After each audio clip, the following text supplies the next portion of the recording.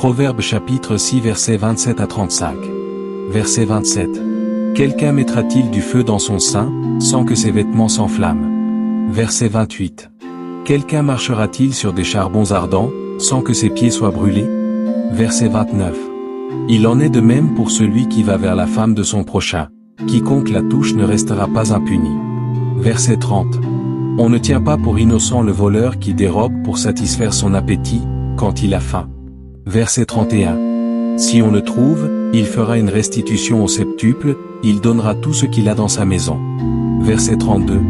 Mais celui qui commet un adultère avec une femme est dépourvu de sens, celui qui veut se perdre agit de la sorte.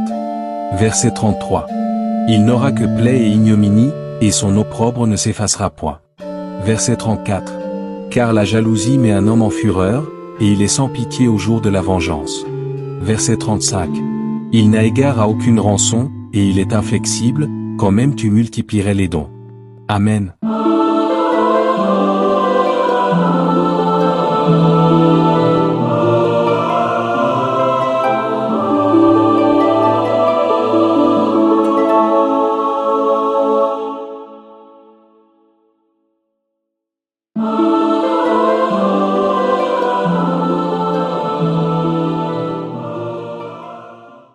Prenons un instant pour écouter la sagesse de Dieu. La Bible ne parle pas seulement de bénédiction. Elle parle aussi de conséquences. Dans Proverbes chapitre 6, versets 27 à 35, Dieu nous avertit avec amour sur un danger ancien, mais toujours actuel. Un péché que beaucoup minimisent. Un feu que certains pensent pouvoir contrôler. Mais qui, en réalité, brûle tout sur son passage. Aujourd'hui, nous allons lire, expliquer et méditer chaque verset, non pour condamner, mais pour ouvrir les yeux et protéger les cœurs.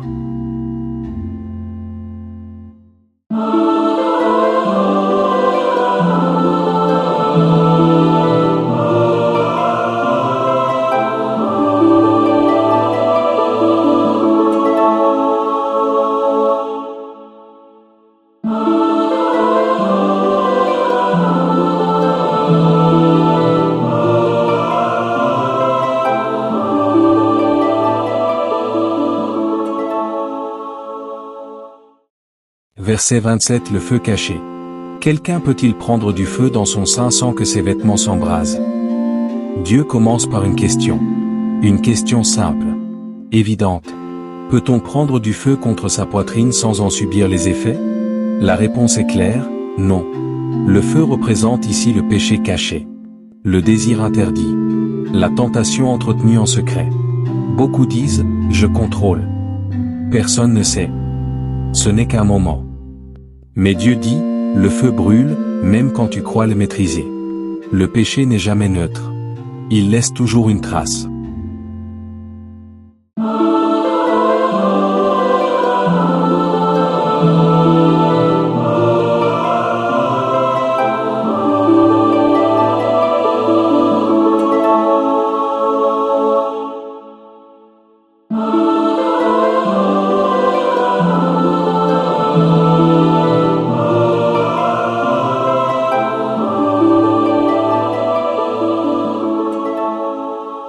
Verset 28. Marcher sur les braises.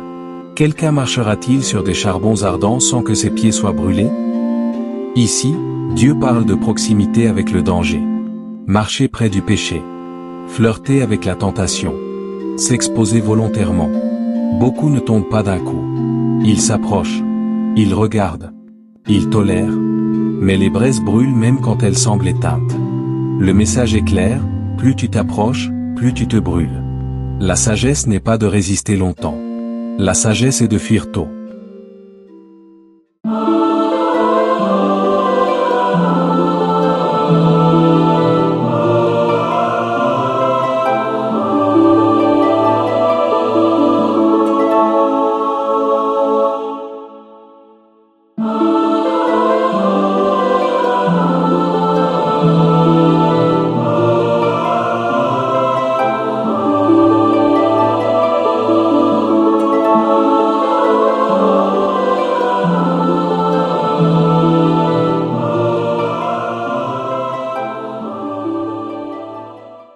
Verset 29, le péché n'est jamais sans conséquence. Il en est de même pour celui qui va vers la femme de son prochain. Quiconque la touche ne restera pas impuni. Dieu ne parle pas ici d'une simple faute morale.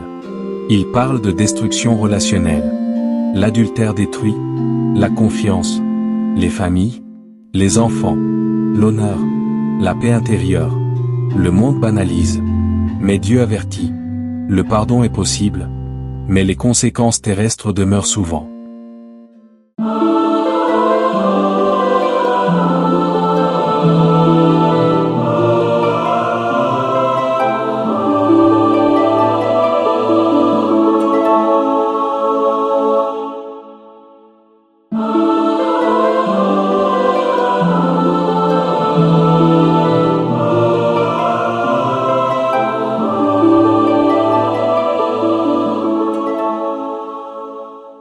Verset 30-31, comparaison avec le voleur. On ne méprise pas le voleur qui vole pour se rassasier, quand il a faim, mais s'il est surpris, il fera une restitution au septuple. Dieu fait une comparaison forte. Même un voleur affamé doit rendre des comptes. Mais son acte est compréhensible. Pas justifié, mais compréhensible.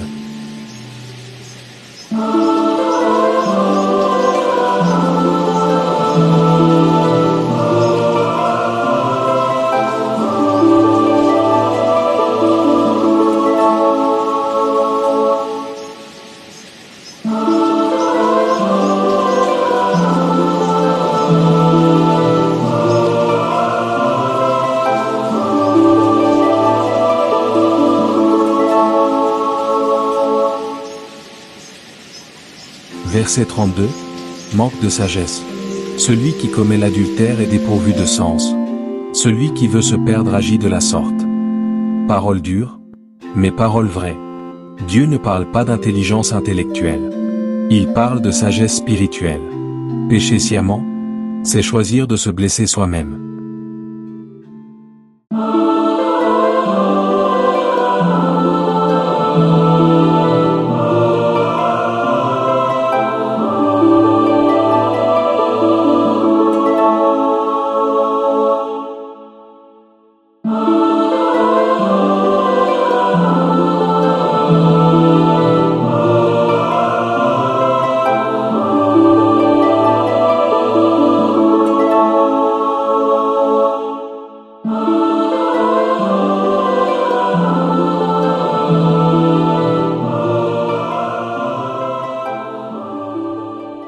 Verset 33, honte et blessure. Il ne trouvera que plaie et ignominie, et son opprobre ne s'effacera point. Le péché laisse des cicatrices invisibles. Culpabilité, honte, réputation brisée, blessures émotionnelles. Dieu nous avertit pour nous protéger, pas pour nous écraser.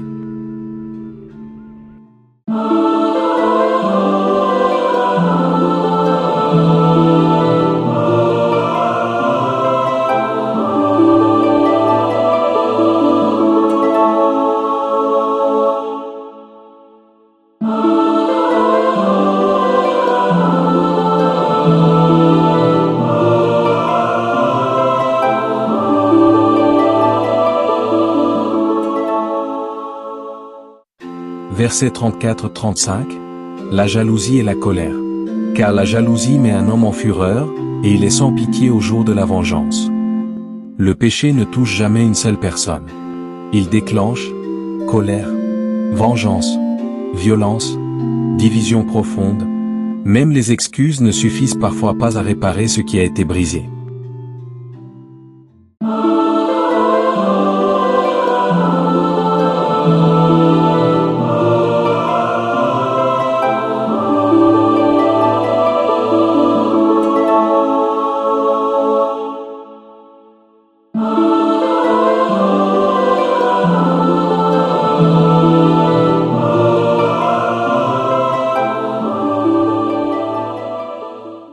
Conclusion. Appel à la sagesse. Dieu ne parle pas pour condamner. Il parle pour sauver. Si tu es tenté, fuis. Si tu es tombé, relève-toi et repens-toi. Si tu es fidèle, garde ton cœur. La sagesse biblique protège aujourd'hui ce que tu regretteras demain. Faisons ensemble cette prière.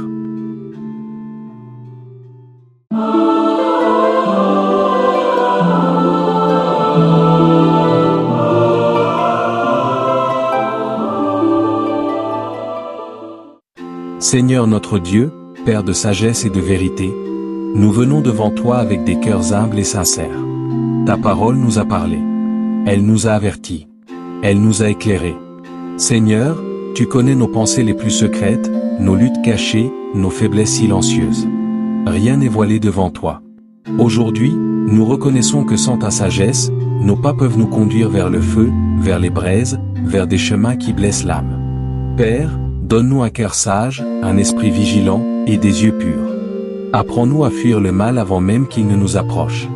Apprends-nous à ne pas jouer avec ce qui peut détruire nos vies, nos familles, notre témoignage. Seigneur, là où il y a eu chute, apporte le relèvement. Là où il y a eu honte, apporte la guérison. Là où il y a eu culpabilité, apporte ton pardon. Nous croyons que ta grâce restaure. Nous croyons que ta miséricorde est plus grande que nos fautes. Nous croyons que le sang de Jésus purifie encore aujourd'hui. Crée en nous un cœur pur, ô Dieu. Renouvelle en nous un esprit bien disposé. Protège nos pensées. Protège nos regards. Protège nos décisions. Que ton Esprit Saint nous avertisse avant la chute, nous arrête avant l'erreur, et nous relève quand nous trébuchons. Seigneur, fais de nous des hommes et des femmes de droiture, des modèles de fidélité, des témoins vivants de ta sagesse. Nous te confions nos vies, nos relations, nos choix présents et notre avenir. Et nous déclarons aujourd'hui, nous choisissons la sagesse, nous choisissons l'obéissance, nous choisissons la vie. À toi soit l'honneur, la gloire et la louange, au siècle des siècles. Amen.